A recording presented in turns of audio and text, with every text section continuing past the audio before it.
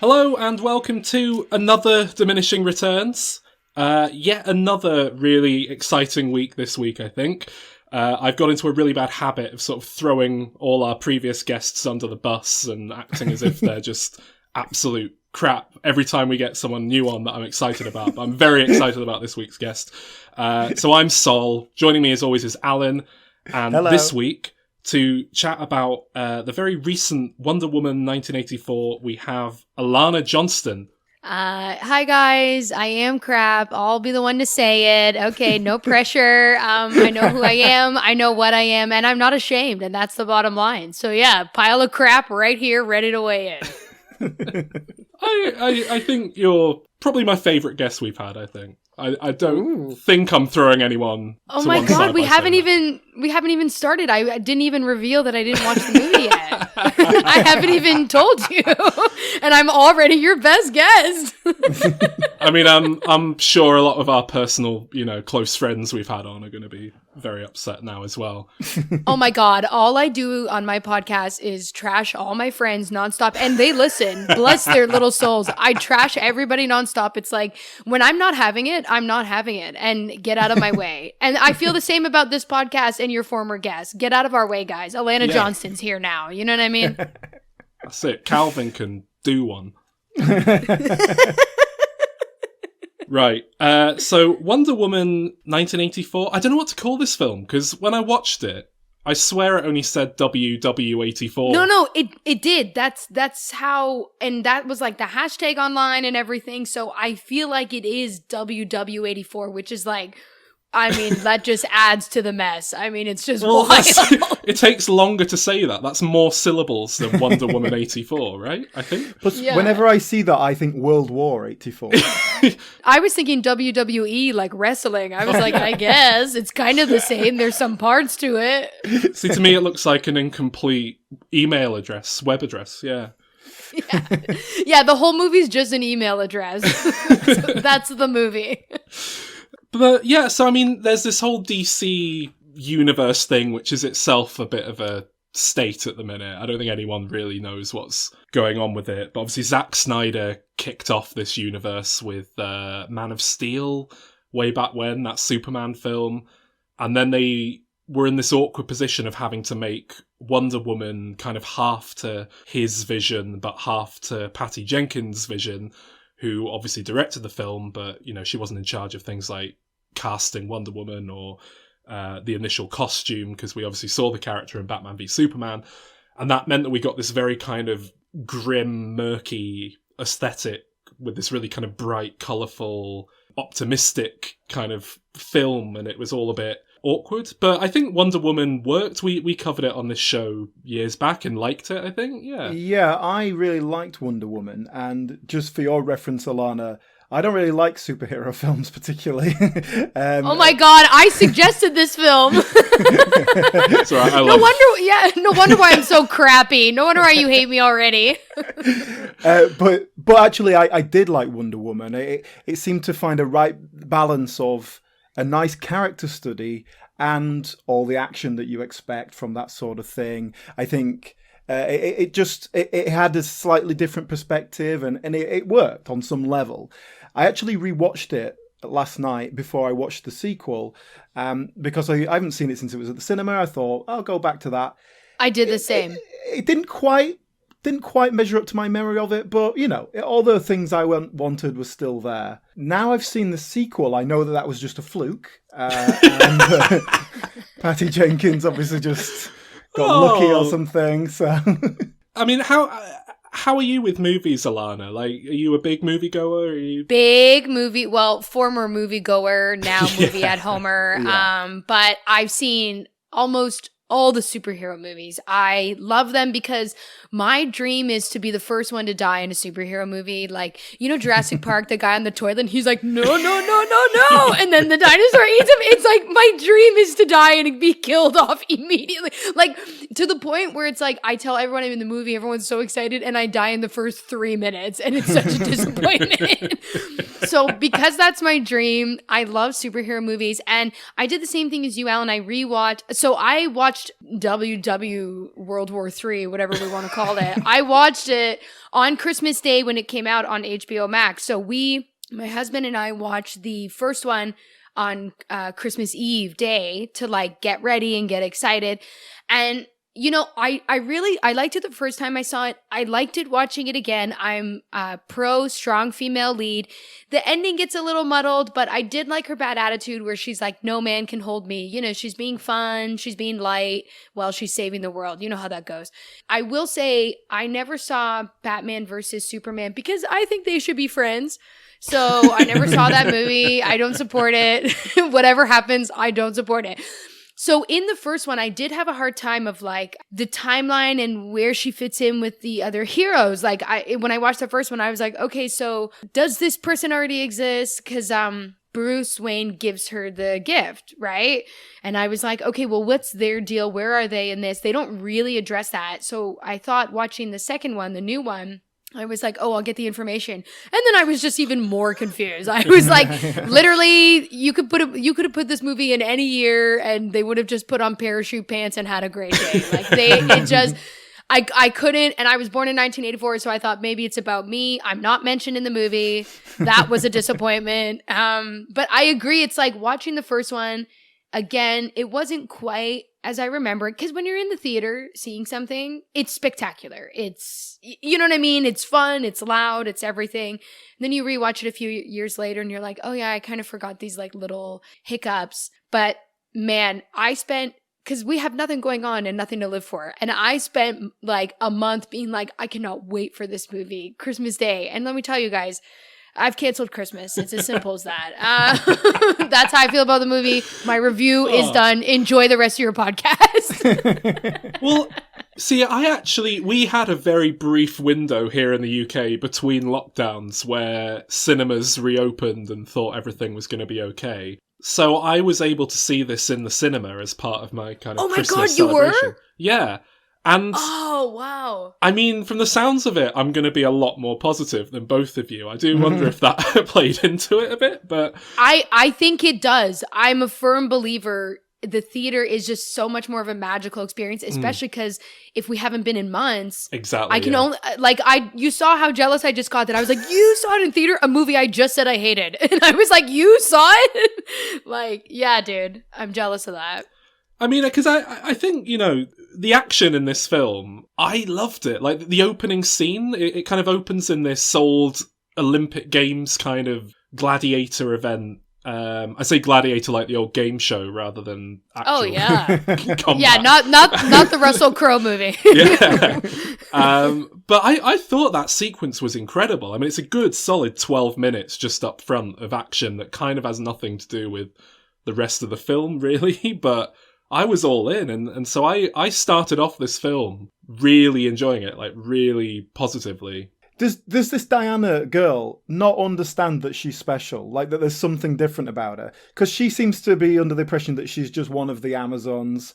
The fact that she's 6 years old and can compete with adults is like, that's all right. She's the only kid, though. So she hasn't met other dud kids. It's like when you go to school, you realize you're like, these kids are trash. I'm the queen. But when you're the only kid, you're like, really gotta, I'm run of the mill here. I'm shorter than everyone, stuff like that. But I agree. I love the opening sequence, and I like to go into a movie completely blind. So I was like, oh my God, the Amazons are going to come to the real world, and it's 1984 for some reason. This is going to be amazing. And then when that was it, I was like, excuse you? This was like... It's same with the last movie. I just want to watch the Amazons. I don't care about anybody else. I just want to watch them. I think they're so cool. I think they're a great role model for me. And I don't know why. I don't fight anybody. How often do you sort of fall off a horse and shoot an arrow and then land on your feet? Hey, welcome to my morning. Why do you think I was running 10 minutes late? No, I've never been on a horse, too scared. But, this movie maybe opens up those doors for me to be like, well, maybe I should get on a horse. I'm special. I've met other duds. I don't know if you should take this film as a realistic role model. More aspirational than anything. If I get on that horse, Robin Wright's going to be by my side, and let me tell you, we are going to have a blast. But yeah, can I talk about the timeline aspect of this? Because obviously that first film, we come into the real world and all of a sudden it's 1918, and Yeah. I wasn't expecting that. I didn't know that that's part of Wonder Woman's story. I didn't know that she doesn't age or whatever. So that was kind of a nice surprise for me. But that's like great, a superhero film set in the First World War, brilliant. And then that also gives them 100 years to play with, that they can do anything they want, and it doesn't really affect their whole DC universe thing. But then instead they jump forward to 84. Like, why aren't we seeing the Second World War? Why aren't we seeing other why, sort of Alan. major events in history? It seems as though, and I don't know if maybe this is to do with how Wonder Woman doesn't really age. Maybe she's just much slower to kind of grow and change as a person. But like in Justice League, if you've seen that, either of you, Yes, she's I saw that. still pretty much the same, going on about Steve Trevor, and that's like 100 years later. Literally the first man she ever met, she fell in love with him and will not let it go. This is set aside 20 minutes for me to talk about this. Keep going, but set aside 20 minutes, please.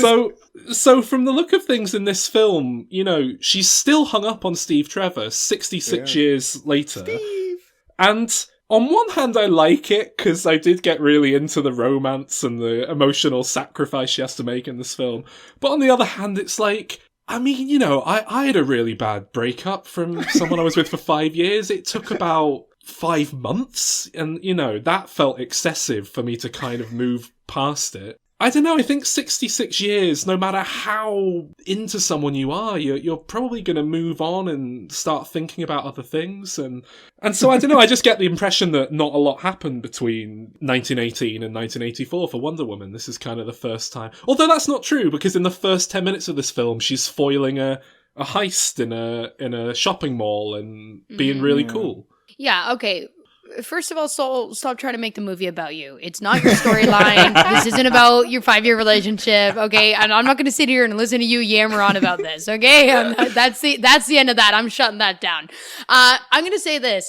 One word to describe who I thought was one of the coolest superheroes I'd ever seen, this awesome woman, weak. And here's why. I am sorry, to the female listeners out there, no. Okay? Do not let a man run your life and then into the external extended life that apparently you just live forever. And I'm like, you're telling me this woman's hung up on a man she met for absolutely 5 seconds. Maybe they had sex. Maybe they didn't. We didn't make a big enough deal about it. And I'm like, and then he dies. First of all, men die. Everybody. And guess what? When somebody dies, technically they've broken up with you. So she needs to move on. She got dumped. She needs to move on. And like, I'm telling you, it's like, first of all, she's a total knockout. She acts like she's not. She acts like, again, this whole thing, Alan, like you were saying, of like not knowing she's special. It's like, dude, you could have anyone, but she's like, no one will ever be good as a guy with a leather jacket and a fur collar. I'm like, I get that it's Chris Pine, but it's like, lady, what are you going to marry your high school sweetheart? And if anybody out there has done it, sorry you missed out. I'm sorry, I'll say it. There's a scene right there at the start where she's having dinner on her own, but you get the sense that it's this kind of, she's really sad and lonely, but then it's like, well... Yeah, she hasn't even made friends in the last 65 years. That's no friends either. That was another problem. Like, if you're hung up on this man, fine. But I'm like, you can't have a gal pal? Really? Kristen Wiig was the best you could do? It's like, you know what I mean? I'm like, and I get she probably has to move from place to place like vampires do so that people aren't like, why don't you ever age? So I understand that. But it's like, clearly she's very smart. She's very attractive. The people at work really respect her. And I'm like, you can't grab dinner with somebody, like you spend every day alone. I would have said peace and grease to the earth by then. You know what I mean? Because it's like, that's a bummer. That's a huge bummer. I know, I remember, Saul, when you were getting over that relationship you talked about, you primarily did that by sleeping with random strangers. Here we go! What I'm talking about, Alan! She could at least be doing that. I mean, she's definitely... She might have been doing that for decades, for all we know. Yeah, it does seem absolutely not. It does seem like she's shutting any attention down, though. I think there is a bit in the film where a guy hits on her, isn't there? And then she kind of There's shows loads no of bits, interest. yeah, and she's just like, whatever, shut up. And then there's one that goes, I'm Steve. I'm Steve. I just don't look like him. And she's like, what? What the hell? Yeah. Yeah. It was just, it really bothered me because I was like, you're the strongest woman in the world. You can save the world, like, just for fun. And a man is what makes you weak, and a man causes you to lose your power. Like, I was just not having it. I was in an uproar about it and a real upset because what a bad name to give us. Can't one woman just get it together? Like, why aren't I a superhero? Men are disposable to me. And I'd be like, this is how you get it done. You want to get laid? Go get laid. You want to save the earth? Go save the earth. Guess what? You can do a 2-in-1. You know what I mean? I'm just, ugh. And she literally lost her powers. Oh, God. I couldn't handle. This is why I chose the movie, because I've been dying to talk about this with somebody. Dying to talk about it. But I need a man's perspective. Did this affect you guys this much as it did? Or is it because I'm a woman, I'm more frustrated about it? And I'm not going to call you sexist or anything. You can honestly answer. I got really annoyed with it in Justice League. And I think because I'd kind of dealt with how annoying I found it that she was still bringing this guy up that she met 100 years ago to try and relate it to whatever Batman was dealing with in that film. I can't even remember. I remember it really annoying me then, and I just kind of went with it here. It was like, okay, that's a character now. That's been established that she's just obsessed with this guy. That's a good point. It annoyed me. But it annoyed me on a kind of character level that this is just a letdown. Not really very. It didn't hit me personally, I suppose. But it's something you do see in films all the time, like people like hung up on love way more than anyone does in real life, and so I kind of take it as it comes. But 65 years is a bit much. I mean, I don't know, man. Soul's really dragging out this breakup of his, so who knows? Maybe we got 60. Yeah, maybe we got 65 years in the works here. I don't know. Yeah. And then she's just going to turn up possessing some random stranger's body one day. And... I think on a character level, it's annoying because it's also annoying when somebody talks about something that isn't there and isn't on screen. It's like the number one thing you learn in improv. It's like, do what's here in this moment and in front of us, as opposed to being like waiting for Godot situation. Gal Gadot. Oh my God, I'm a genius. I'm sorry. Did we all just see that come together? Guys, this happened in the moment. I did not plan this. I have no notes in front of me. Wow, wild.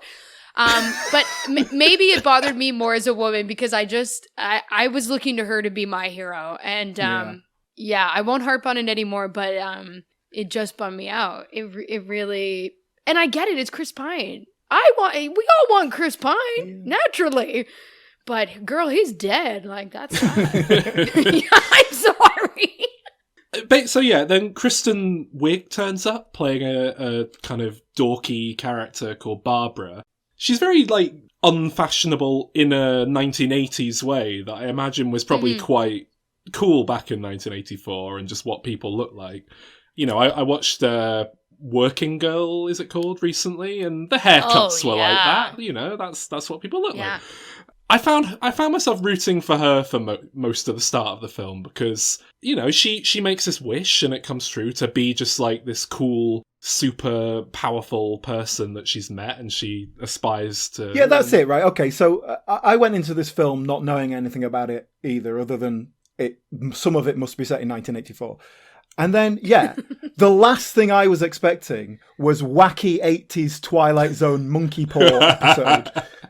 It's just weird. But like the tone of it, that shopping mall bit at the beginning where we're establishing the 80s, it's like, this is definitely a comedy, right? Well, I get that because that's presumably, I don't know, there was a Wonder Woman show in the 70s, I think, rather than the 80s, but it was a big deal. And so I kind of thought, they're doing a throwback. Is this referencing that somehow? But then why not do it in the 70s? Like, why not go back to when the show was? I didn't even know about that. Okay, that's interesting. Because I didn't know that show was in the 70s. I think it started. Knew there was a show. I don't know how long it ran. It might have run into the 80s. I don't know. But I assume that's what they were doing. But yeah, it was weird. It was this weird throwback to kind of camp, old school TV. And then, like you say, it's this monkey's paw plotline, Weird which I science love this kind of stuff. Twilight Zone thing of, it's a magic stone that grants wishes, but all the wishes come true ironically. So I was completely on board with that. I loved it. Yeah, I hate it. But what I didn't like was the way that the rules don't really... Like, some of them are granted ironically, but then some of them are like... You know, Pedro Pascal obviously wishes to become the stone, and we'll get into that as well. But I thought that he was going to grant the wishes ironically, and it would be like, I'd love to be the president. Well, you are the president of Germany, and you're Nazi Germany, and you're in the bunker, and now you're going to kill yourself. I thought it was going to be like that. It was only in a semi way, like the wish comes true, but in a weird hook. Yeah, there's like a hook to it. But instead, what you did was you go, all right, you're the president, and I'm going to take your kidney as payment. All right, thanks. And it's, I don't know, how does that work? It's. Oh, I don't know. But I was still completely on board at this point. I loved it. I was When like, a he magic was doing stone. it, Brilliant. He's like, making a conscious choice of like, okay, you can have this wish, but I'm taking your life force or whatever. but when the stone is granting wishes, it is just like, oh yeah, you can have the man back that you love, but for some reason your powers are slowly going to degrade. Yeah. They're not gone just like that. We're just going to slowly move them so that you can kind of still fight a bit. That was so badly conveyed that initially I assumed what was happening was that because Barbara, Kristen Wiig, had made a wish to be just like her, taken her I thought powers, she was draining her powers. Same. Yeah, they never really explained it. Well, I mean, listen, when you put your whole life in a limestone rock, it's like, it's going to blow up in your face. You know what I mean? Like, it was just so... And I agree, the beginning part of Kristen Wiig transforming when it's like, all of a sudden she's getting some male attention and like she kind of fixed the dress and jumped up on the chair in her heels. And I was like, this is all really fun. Like, I'm excited to see this transformation. And then it's like... You know, spoiler alert, she turns into an animal. And I thought, any woman, no cat lady who loves cats would be like, I want to be one of these. So I thought it got out of hand pretty quick. I couldn't believe what I was watching when that happened. I mean, look, in a nutshell, my review of this film is I love the first 2/3 and then it completely falls apart for me. That's great. That's a great way to phrase that. And yes. I loved everything with her. But I didn't know much about the film going in. I kind of know Wonder Woman. I knew that Kristen Wiig was playing the villain. And I knew she was called Cheetah. I thought she's called Cheetah because she keeps wearing like 80s leopard print, skirts and things. And then she just turned into a cat. And I didn't know what to... It just ruined it. But that was so annoying because I've written down what she says. She's granted a wish by the stone. Then it turns out she gets another wish because now Pedro Pascal has become the stone. And she says, I don't want to be like anyone anymore. So why does she choose to be just like a cat? Like, that's still imitating something. And then she says, I want to be an apex predator like nothing there's ever been before. But you're being like a cat. You're not being something new and original. It's just a big cheetah. It's ridiculous. Sort of human-cat hybrid thing. Yeah, but, I mean, we've seen them before. We've seen cats, and it looked like that was a big cats success. from Cats. It's like, girl, get a perm and call it a day. You know what I mean? It's like, and it was so I also didn't know she was in the movie. It seems like none of us really knew anything about it going in, which is a great way to watch a movie. So when I first saw her, I was surprised because I was like, oh my God, she's going to be the sidekick, like Xena and Gabriel, or Gabrielle, sorry. So I'm like, oh my God, this is going to be so much fun. Like, I can't wait. And then when she was the villain, I was like, okay. The fact when she came in and before she became the cat and was at full power, had thigh-high boots and too much eyeliner, I was like, girl, Courtney Love is not the villain here. Yes, she murdered Kurt Cobain, but she is not the villain here. Clean it up, put on some concealer. I don't want to see this. So it was like, it got, even before she had the transformation, already it was out of hand. And because it wasn't the transfer of power like what we thought would make sense, then it was even more confusing because I was like, there's no reason you shouldn't be able to defeat this woman because she might have powers same as yours, but it doesn't mean she has the knowledge that you have. And she, you know what I mean? Because it's like, she didn't ask for that. She asked for physical power. Plus, Gal Gadot has been training for years on the island, like the best training you could have. It's not just a physical skill. Exactly. So it's like the mind, like with the obstacle course they're doing at the beginning and with the Amazons, right? It's like that required so much brain power. And like Wonder Woman as a little girl being like, I'm going to slide through here and I'm going to do this and I'm going to do that. I'm like, yes, she's tricky. Where was any of the trickiness? Like, where was that? She should know better. Well, she got told off when she was 6 for cheating, and she wasn't allowed to win. So that's when she learned never cheat, just fight. You're right. No, you know what? You're absolutely right. The trickery got her in a huge scolding. So you are right. I withdraw my statement. The trickery got her in trouble. I agree.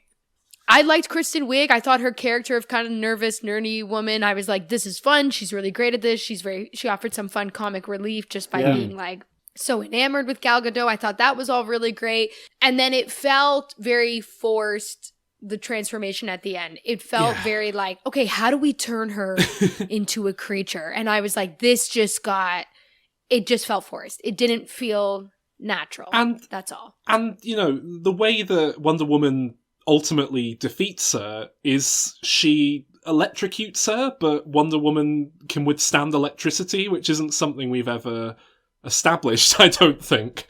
So, but that's not true, because when you watch the first one, Ares like blasts her with electric stuff, and she gets blown away. She like not blow up, but gets thrown back into the stones and into the site and everything like that. So it's like she is affected by electricity.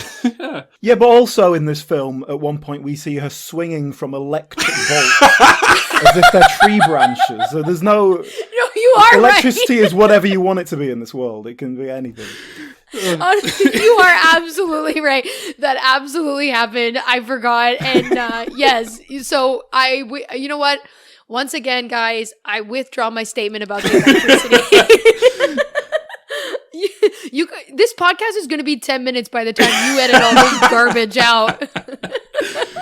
So then we're introduced to Pedro Pascal, who plays a kind of oil tycoon, but a kind of desperate, greasy kind of guy. He's all a bit... Can I ask, who was it that told Hollywood Pedro Pascal is a great actor? Well, what's going on there? Because he's a TV actor, isn't he? And a solid TV actor. I was wondering where he came from. He's not a lead in a superhero film type actor. Well, I don't know. I but felt Kristen Wiig's also not a villain. Yeah. Kristen Wiig's also not a villain. It was like they kind of, because I agree, fabulous TV actor, and Kristen Wiig's a great movie actor.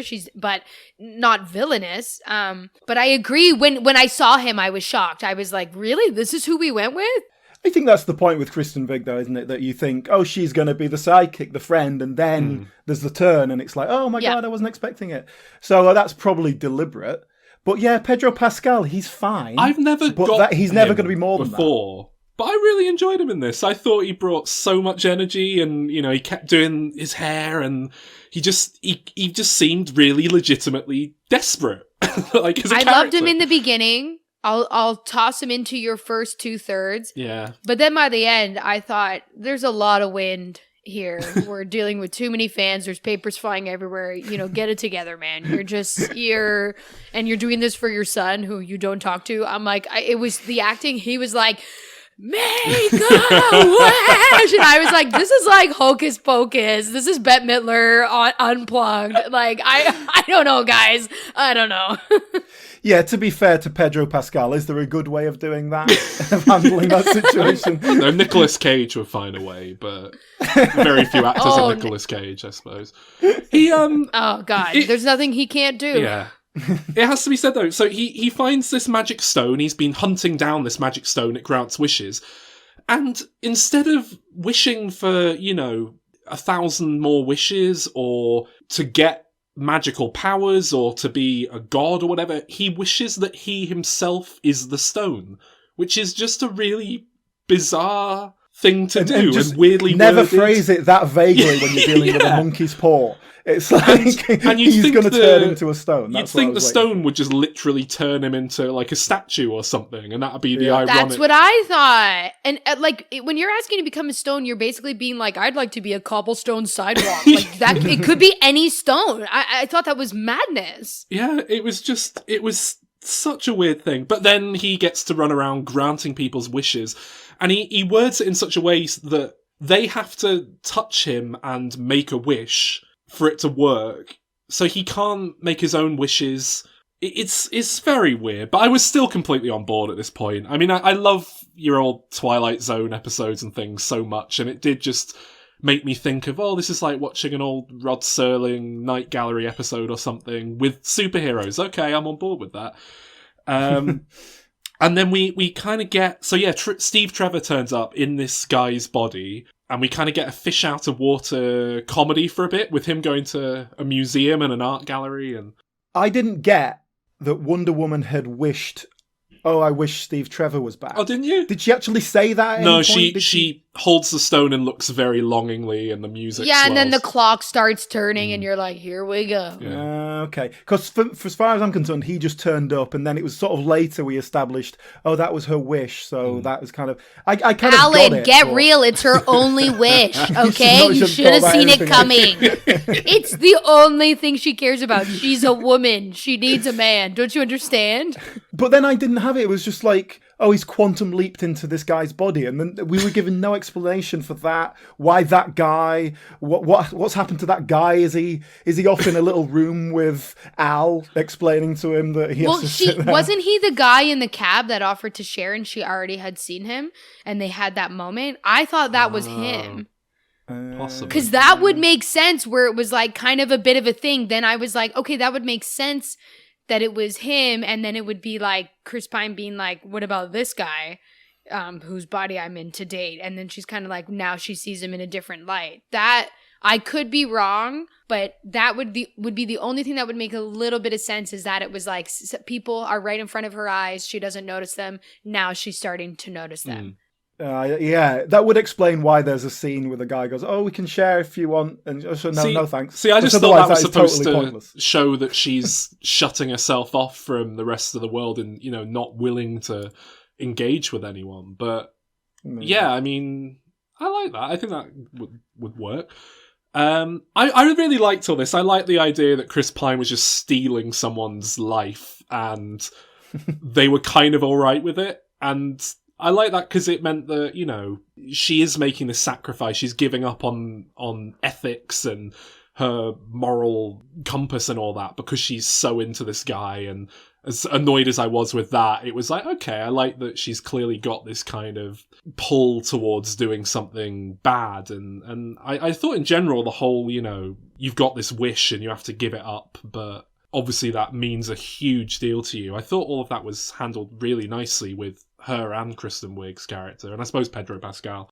I think the whole Steve Trevor in another man's body thing, it was a missed opportunity for comedy, because in Quantum Leap, whenever Sam jumps into someone else's body, like the funny bit is when he looks in the mirror and it's a woman, or it's like a kid with Down syndrome or something like that.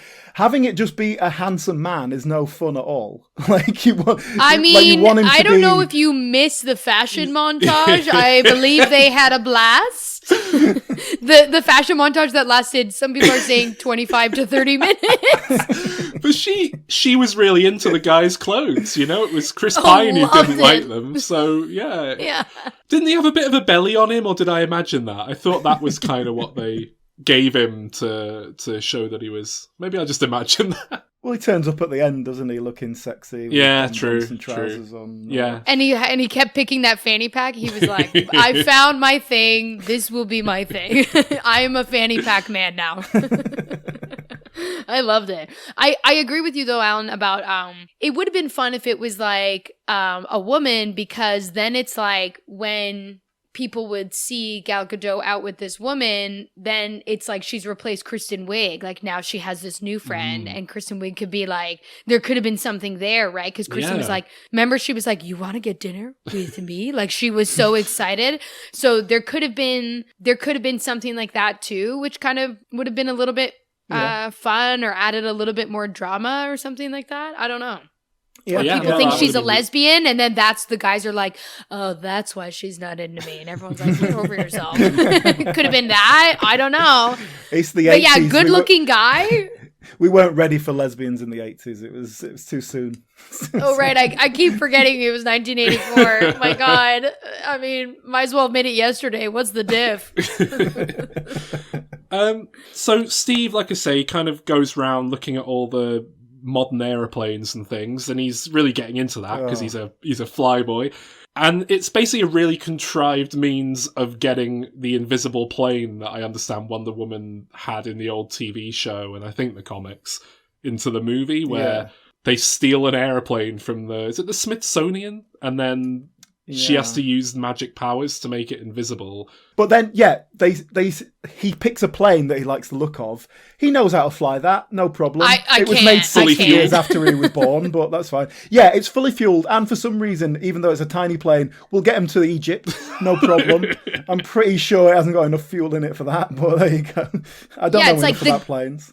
The guy's mind was blown by a fanny pack, but he wasn't in any way discouraged by a plane. He was like, this I can do. But, it was like, this is crazy. But this is an important scene because she says something to the effect of, wow, flying, the one thing I can't do. And he goes, come on, mate, flying, it's easy. All you got to do is, feel where the air's going. Anyone can do that. And then, of course, about 2 hours into the film, Wonder Woman does a really big jump and just flies. I mean, this is a bad message for the children watching the movie. This is how you're going to break some necks. You know what I mean? Guess what? For the listeners out there, I'm going to go ahead and play a bit of a pessimistic Patty. You can't fly. I don't care if you believe in yourself. Don't. You cannot fly. And, I mean, that really, I hated that. I mean, that was the defining point when I sort of turned on the film, when she jumped in the air and started flying, because she's there reaching, putting her arms out, kind of getting a sense for where the wind's going, but she doesn't look like she's gliding. Obviously, you couldn't glide in a gust like that. I get that she's a god, but maybe if there was a scene where she hasn't even got a little wingsuit on. Yeah, where it's like, if there was a scene at the start where they were like, all us Amazonians have, secret powers that we're still discovering, or talents. Maybe you'll have a talent you'll find one day that none of us can. If there was something like that. But no, she's just like, I've studied how the airplane flies. 100 years and she never took a leap? 100 years and she wasn't like, I wonder if I can do this. She can jump. And another thing, when she was the kid, she ran and jumped off of the cliff, remember? Or there was that running moment when she runs and jumps. Oh, no. It's when she's older into the water to go save him. This is in the first one, right? So I was like, how did you not gain flight then? Is this really about self-esteem? I do a podcast about self-esteem. Again, this just in, you cannot fly. It's like, I don't care if you feel good about yourself. I don't care. I initially thought, right, so she's not flying, she's kind of propelling herself, she's lassoing a plane and kind of pulling herself with the whip and a bit of lightning. Whatever. Okay, maybe I can go with that. But by the end of it, she was just flying, I think. I don't think she was bothering to propel herself with anything. She was just... So, yeah, anyway, so she's in the plane with Steve Trevor. They're going to find another oil tycoon that Pedro Pascal's gone to steal all the oil from. But she also, just talking about the invisible plane for a second, she makes it invisible by touching it and concentrating really hard. But she also says, I've never done this before. Give it a go. Although she did it on a mug once. Yeah. That's it. That's it. That's all we've got. Yeah, invisible plane, that's fine. I didn't mind that so much because that is a big part of Wonder Woman's mythology, I think, for whatever reason, that invisible plane, and it's something that you could probably leave out of the movies, but given it was just that one little scene, I thought, okay, they're paying lip service to the fans who have to see an invisible plane in the film. Okay. But I mean, the mantra of the film is WW1984. Give it a whirl. You know what I mean? Everything was about just give it a whirl. Give it a try here. Why not? And she ends up chasing Pedro Pascal down a kind of desert roadway. There's a load of tanks and things, and it's this big action scene. I think it's the first action scene in the film since the opening, pretty much, about 45 minutes in. And I loved it, basically. It's full on so ridiculously dumb, it must be a bit of a joke on some level, but I like that. It reminded me of Army of Darkness and these other, comedy action movies where, I mean, she lassoes a missile. Steve Trevor shoots a missile, she lassoes it, and then rides the missile to the tank or whatever they're chasing, and then jumps off before it blows up. That's amazing. I thought it was incredible. No, Well, just I like things that yeah, are so it's just stupid, nonsense, they're like really. a But joke. then also that scene ends because she saves some children who are randomly playing in the middle of the major road, and I was just thinking, like, oh, we've got to see her save the children. Were we unsure who the good guy was at this point? Like, she need to save the cat. I mean, I understand what you're saying, but because we haven't had a fight scene in the 45 minutes, and the opening scene wasn't a fight scene, it was like a demonstration of strength. It's like, yes, we need to remind everybody that this is how these fights go. There's going to be the good guy, the bad guy, and then the innocent bystanders in this. And so I'm the same as you. I like the fights. I'm all about a fight scene. Even though I might not agree with the personal plot happening, I love a fight. I love the action. Again, because this is the opportunity where my character will be killed off. The innocent bystander, dead. So for me, I'm thinking, I could have been right in here. I could have died right here. This could have been me. You could have been that 8-year-old Egyptian child. I could have been the 8-year-old Egyptian child. This could have easily been me. I mean, she lassoes a bullet out of the air that's about to hit Steve Trevor in the face, and I whenever I watch something like that, I do think, is this a joke? Because I'm completely on board with it, but I kind of want to know it's supposed to be funny, and I guess I didn't really know how this was being pitched here, but I don't know. That was a lot. That was a lot of this movie. Like, yeah. Did you guys ever see Thor? Are you guys? Yeah. People as well? So I think it was Ragnarok was the name of the third one, right? Yeah. They said it starts off very funny. They set the precedent. This is going to be a funny movie. He's going to be funny. And they maintain that the entire time. Yeah. This movie, like you said, started off very ham. And you're like, oh, this is going to be like a funny, a light, whatever. And then it switches. So then you're like, you're still wondering, like, is it like Kristen Wiig at the end? You're like, is this a joke? But you're like, oh no, this is serious. Like, this is not a joke. So it was very confusing. There was moments as well where I was like, oh, this is, going to be a bit of a nod to the camera type thing. But that's not what was happening. But I thought it was going to happen in the setup. I suppose as well, if you're making a kind of silly, like an homage to something you like and it's just a bit of fun, the film probably shouldn't be 2.5 hours long. Like, that should be a big epic. Like, I get it if the Avengers or even Batman v Superman is 2.5 hours long because they've got a lot of stuff to deal with, but you're just making a standalone superhero film. I don't know, it should be like a nice, easy watch. It's not an epic, or at least it shouldn't be. It's what Lord of the Rings did with The Hobbit. Yeah. The Lord of the Rings needed to be that long. It was a lot to take in. And then The Hobbit, they're like, we're going to make this the exact same amount of time. And you're like, no. That wasn't necessary. I did not ask for this. So it's about this point they track down, like, how do they do this? They find like an old shaman's great-great-grandson who happens to have like a magic book of exposition that tells them what's happening. I agree with you. It was so... I don't know the word convenient, or I don't know. You're just like, wait, what? Like, there was lots of moments where I was like, how did we get here? Did I fall asleep? Like, there was moments I couldn't connect how we got point A to point B. I think this was one of them. But then this guy never turns up again. That was the weird thing. When they added him in, I thought, oh, new sidekick, he's going to follow them around, and then he vanishes again. Yeah, just there. Here's a bit of information, bye. But at least then they know what they're dealing with. They figure it out right. This is a wish, that's a wish, this guy's making wishes, he's the wish stone, we have to give up our wishes, okay. And then they basically go to the White House because Pedro Pascal's gone to make a deal with the president where he becomes the president, essentially, in return for getting a nosebleed or something. But then we get an action scene in the White House, and again, I loved this. I thought it was great, she's flying around with a whip and they're shooting, and Steve's there trying to, get stuck in with a dinner tray because he's not got any powers, and kind of just supporting her with a whip. And I loved all that. I thought it was absolutely great. But I also thought at this point, oh, this is the end of the film. They're going to confront him. Kristen Wiig's going to turn up. They're going to have a big fight in the White House. Same. Get to go home happy. Great. 1 hour 50. Brilliant. Great film. But then Pedro Pascal escapes with Kristen Wiig, who's now kind of being his bodyguard, essentially, because she wants to keep the magic of the wish. And the film just keeps going. And they run out into the streets, it's chaos. Everyone in the world's making wishes that mean that they have, like, loads of cows, because they wanted to own a farm one day. Stuff like that that's apparently causing chaos. There's a big emotion. That was my wish. That was my wish. I want limitless hamburgers, and it came in the form of cows. That was my wish, and I apologize for that. That was me.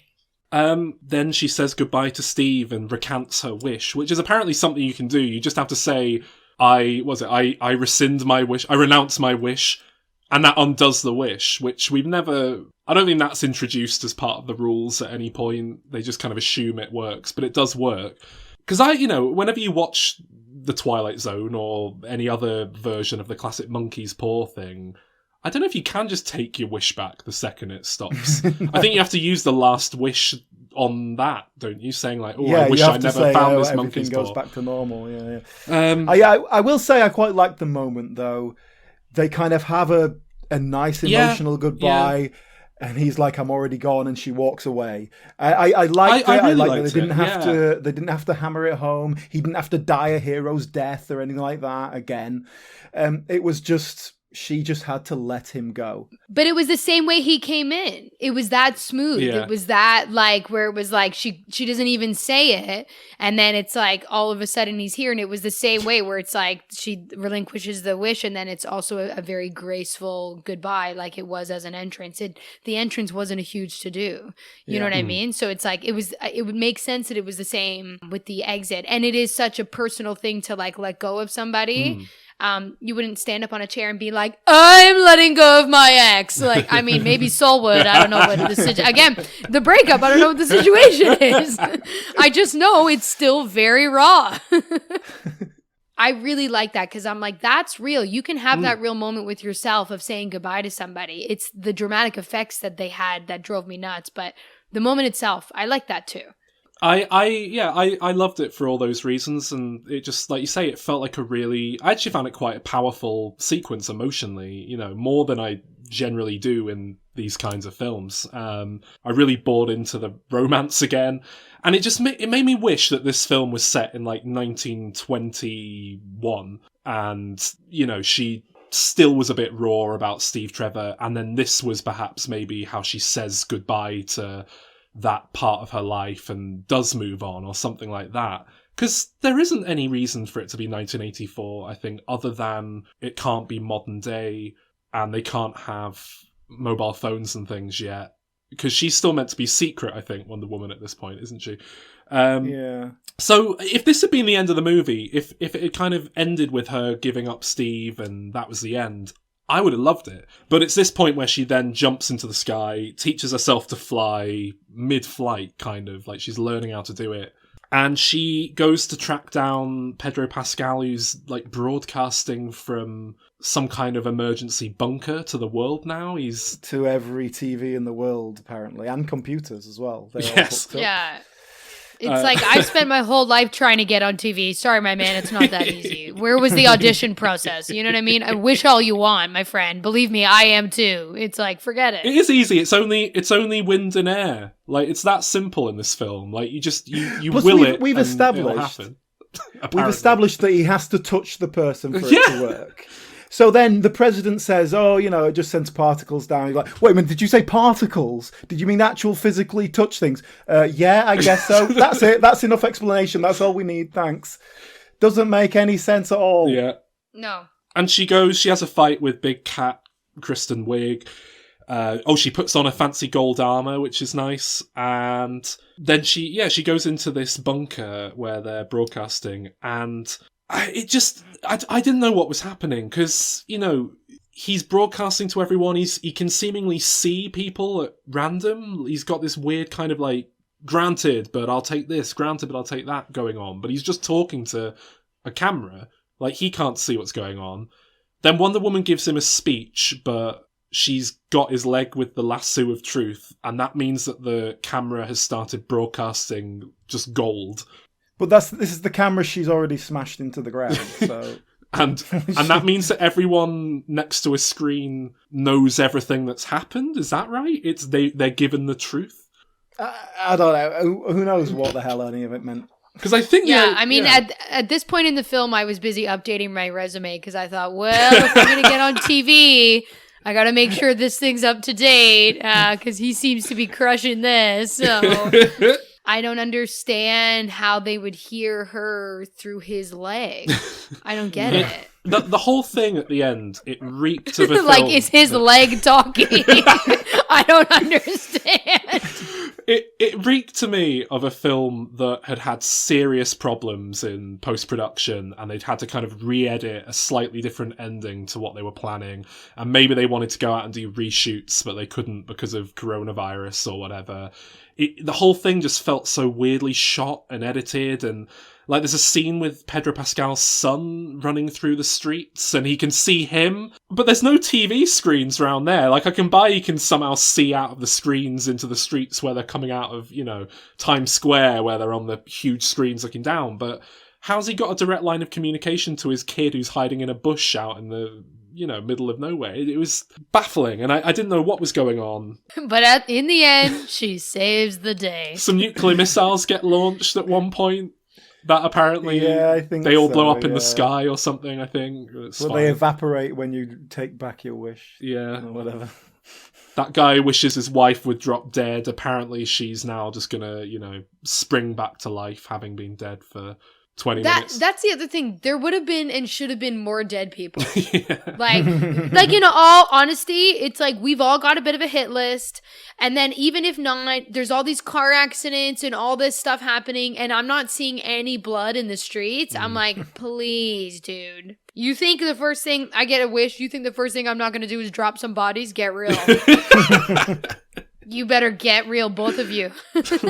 Hear me when I say it. Bodies will drop. So yeah, there's a whole subplot with Pedro Pascal's son as well. He's got this kid who he seems to be driven by a desire to impress his son by becoming a big shot, but he's still doing the whole distant dad who hasn't got any time to spend with his son thing. And then at the end of the film, he runs to his son and gives him a hug, and everything's happy because his son says, "Oh, good thing I used that wish for you to spend time with me." And he's like, "This ain't the wish, son. This is all me." And it's like a big triumphant moment of, he's learned his lesson. He's caused untold amounts of chaos and carnage around the world, but he's learned his lesson now. He's going to be a good dad, so everything's fine. It was really weird, his whole desire to be a bigwig to impress the son, because the son was never impressed. Like, right from the beginning, the son was just happy to be there with the dad. Like, the son was never like, oh, is this it? Like, he never had a moment like that. So I'm like, I don't know where, like, if the son was older, say like 15, 16, and was like, Dad, you're a loser, or like you're, you know what I mean? Like a bit more of an attitude and tuned in to kind of what the world is and how the world works and hierarchy, maybe I'd buy it. But he's too young to know hierarchy. Like, this kid is at the same level of his dad. Like, this kid thinks he's equals with everybody. He's the Wonder Woman child of our time who thinks that everyone's the same, not realizing that he is a dud. You know what I mean? I mean, the other thing is, when we meet Pedro Pascal at the start, I know he's running out of money and he's having troubles, but it's like we're meant to think, oh, what a loser. He's only got this huge building to himself and, not many staff. He's only got one assistant working for him on the reception. I was like, if I had my own office in a building like this and a receptionist, I'd be like, I've arrived. I'm a huge big shot. I'd show that off to my kid. I wouldn't worry if all the knickknacks were covered in dust and, my business is hemorrhaging money. All businessmen are losing money, aren't they? I thought that was the thing. I thought it doesn't matter how much money you make, does it, in this day and age? I thought that was Trump's whole thing, was you don't actually have to make any money. Post-Trump era. You don't actually have to make money to be a billionaire. It's not the important part. But, yeah, his hair must have been a Trump thing, right? The way he kept doing all this with his hair every... It was really distracting. I noticed it as well. And I thought it was like going to pay off at some point, but like it didn't. It just was a thing. Was that an 80s haircut? Is that what he's doing? It's just another bit of texture. No, if it was to justify that, he would have to have the zhuzh, like, okay, for example, did you guys watch Full House growing up? I didn't know. We never had that over here. Okay, grow up. So, whatever, in Full House, DJ Tanner has the bangs, the, like, bird nest bangs. That's what you would zhuzh when you had, like, a volume. That's what you would zhuzh, like, fluff up. So his hair didn't make sense. You have that haircut so it stays in place. That's why it didn't make sense. Look, we're on a bit of a tangent, but I just want the listeners to know I'm not wrong. I just need them to know that. It was odd, like the whole thing where every time he granted a wish, it like hurt him, and then his eyes were bleeding and things. But then that wasn't even a problem. Kind of came to nothing. Yeah, they went, you're damaging yourself. It's taking it out of you. And he went, well, I'll just take other people's like body organs whenever they grant a wish and put myself back together. I'll take their health. It'll be fine. And it was fine. That's all he had to do was keep recharging himself with other people's health and happiness. The whole thing was very messy and weird. An incredible mess of a film. But as I say, I loved the first 2/3, and I guess I was just in a really good mood because I still came away thinking, you know what, this is probably my favourite DC Universe movie of the lot to date. Which isn't a hugely high bar. I guess there's the first Wonder Woman. And for me, on a personal level, I probably would take this one over that just because it had so many weird little things that I'm really into, like a Monkey's Paw story, weird 80s aesthetic. I did like that they kept referring to it in film as a Monkey's Paw story. Like as if that's just like that's the accepted term for wishes being granted. Ironic wishes, a Monkey's Paw story. Yeah. They could have at least made it a Monkey's Paw, and then we could have all been on board. I wouldn't have minded that. Yeah.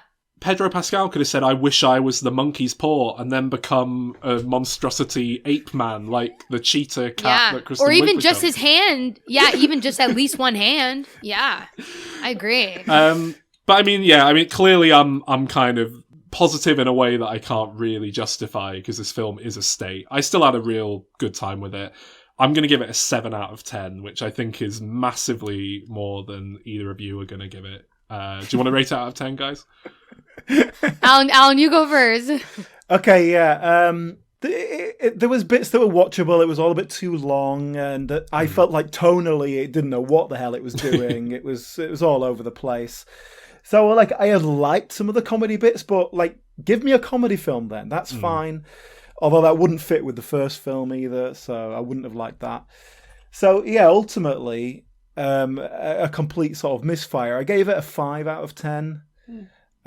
Which is kind of like, the action bit was fine. Yeah, this bit was fine. So kind of... It's very generous for you. You normally come in hard with it. Generous, I guess. Did you notice, Sol, that Pedro Pascal's driver, did you spot him? No. He has one line, but it was Stevie the Bookie from Still Game. Oh, God. Right, who has like a handful of credits like Still Game and Rhapsody Nesbitt and stuff. So how he ended up in this film, I don't know. But sorry, Alana. Still Game is. There's no way that show is permeated anywhere outside of the UK. I have no idea. It's the Full House of our time. Yeah, exactly. It's an incredibly Scottish sitcom where they pretty much don't even speak English. They speak in Scots, which I think is technically classified as its own language, isn't it? It's something. So that was my favourite bit. Yeah, understandable. Okay, I'm going with a 5, and here's why. 3 points are just the opening. Out of the gate. Okay. I love the opening. I thought that was going to be the movie. I was so excited, and then it wasn't. Okay, fine, whatever. Kristen Wiig gets a point. The beginning part of her, up until, high boots or whatever, thigh-high boots, and eyeliner. So up until then. And then the 5th is going to be the return of Chris Pine, in the sense that I really like him. I think he's a fun actor. I like the things that he does.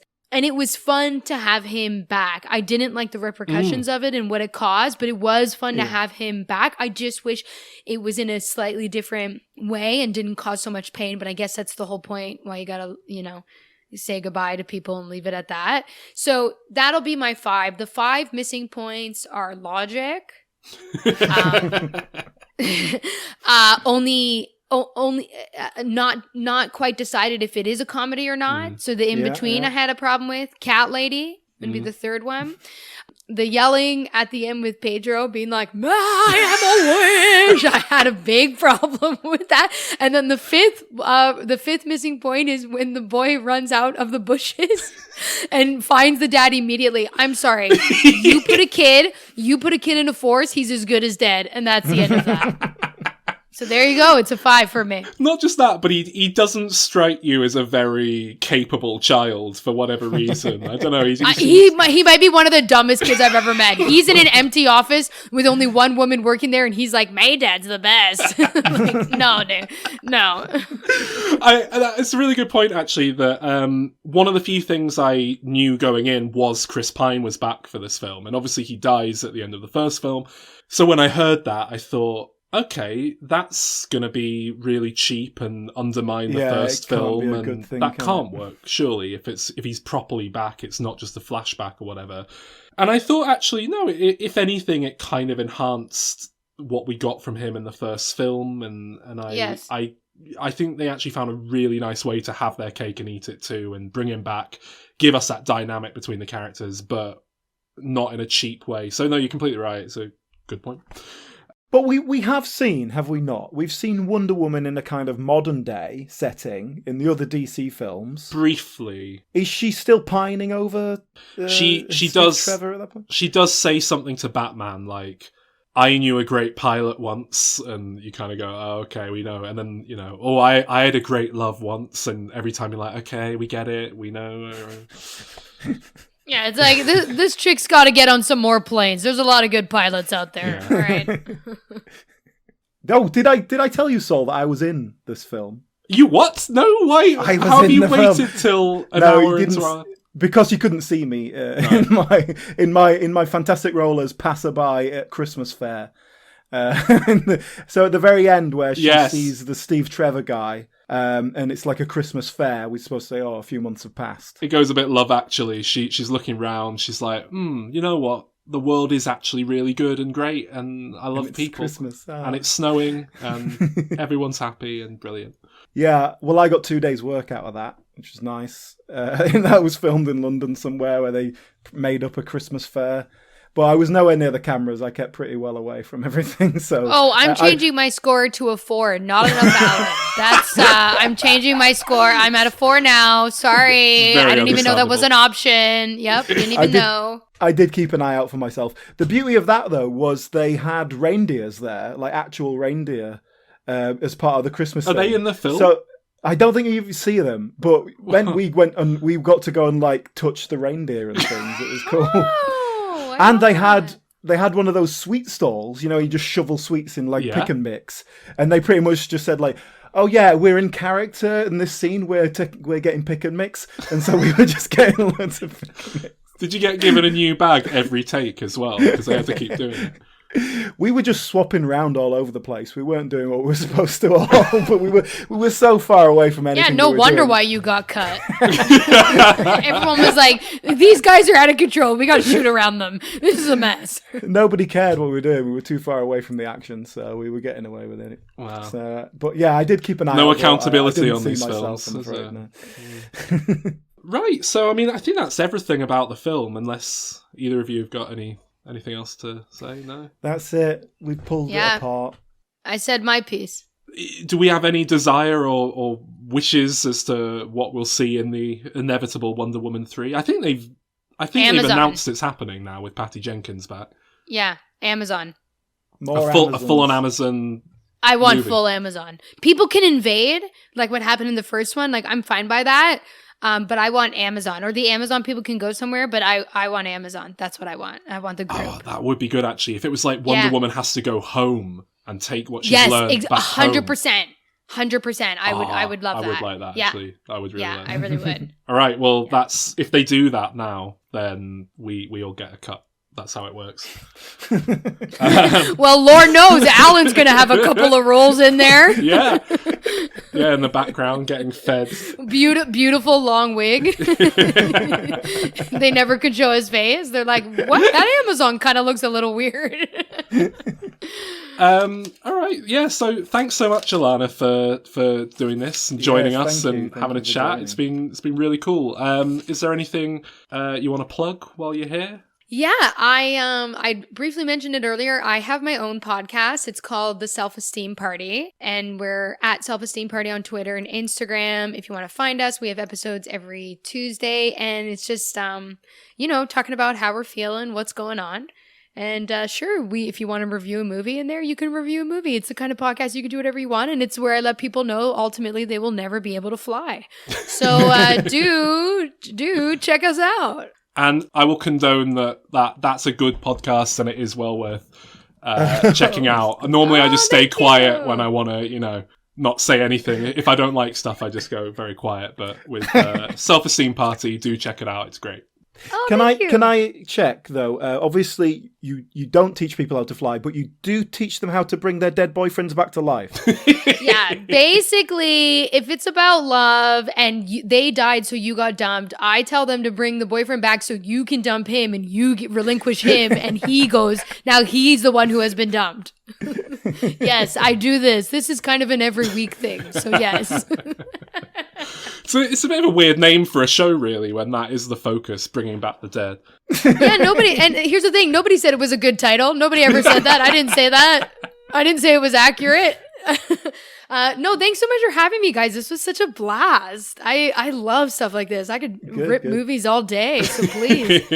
You ever need a guest back on and you ever need to rip something down a couple pegs, I'll be there. Oh, amazing. Well, yeah, thanks again so much. And thanks for choosing this film as well, because, we're a bit of a loose end with picking films at the minute because there's nothing new coming out. And when you said that, I was like, oh yeah, Wonder Woman has come out and it's really weird. Let's talk about Wonder Woman. Yeah, I knew right away. I knew that was what I wanted to talk about right away. Yeah.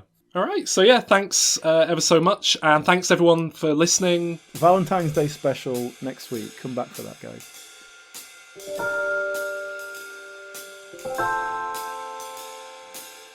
Wow, that was a good episode, wasn't it? You know what I'd do if I just listened to that? I'd go and rate and review us on iTunes because I just love the podcast so much. And of course, check out our social medias at Dim Returns Pod, Twitter and Instagram. Go and have a look, have a follow, get in touch with us, all that shit. And we shall see you next week.